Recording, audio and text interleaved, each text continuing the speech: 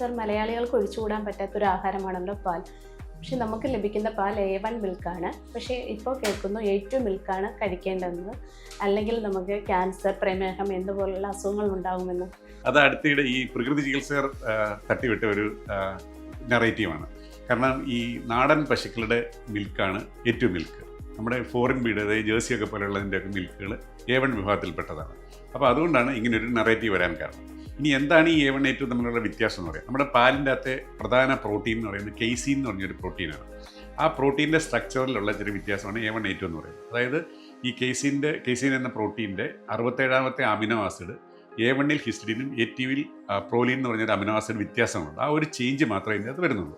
അല്ലാതെ ഇതിൻ്റെ ന്യൂട്രീഷനിലോ ബാക്കി യാതൊരു കാര്യത്തിലും യാതൊരു വ്യത്യാസം വരുന്നില്ല. പക്ഷേ ഈ A1 മിൽക്കിൽ ചിലർക്ക് നമ്മുടെ വയറിനകത്ത് ചെല്ലുമ്പോഴത്തേക്കും കഴിച്ച് കഴിയുമ്പോഴത്തേക്കും ചിലർക്ക് BCM7 എന്ന് പറഞ്ഞൊരു മെറ്റബോളൈറ്റ് ഉണ്ടാകും. അതിൻ്റെ മെറ്റബോളിസത്തിൽ അതിന് ബീറ്റ കാസോമോർഫിൻ എന്നാണ് എൻ്റെ പേര്. അപ്പോൾ അത് ചിലപ്പം ചിലർക്ക് ഈ നമ്മുടെ വയറിനകത്ത് ഗ്യാസും അല്ലെങ്കിൽ ചിലപ്പോൾ ചിലർക്ക് ഡയറിയ ഒക്കെ ഉണ്ടാക്കും.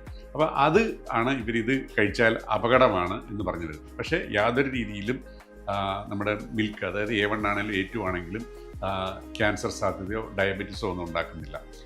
ലാക്ടോസ് ഇൻടോളറൻസ്, അതുപോലെ മിൽക്ക് പ്രോട്ടീൻ അലർജി ഇല്ലാത്തവർക്ക് ഏറ്റവും ചീപ്പായിട്ട് കിട്ടുന്ന ഏറ്റവും നല്ല ഒരു പോഷക സമ്പുഷ്ടമായ ആഹാരമാണ് നമ്മുടെ ആനിമൽ മിൽക്ക്. അതുകൊണ്ട് ധൈര്യമായി മിൽക്ക് കഴിക്കാം. അത് A1 എന്നോ A2 എന്നോ ഒന്നും നോക്കേണ്ട കാര്യമില്ല.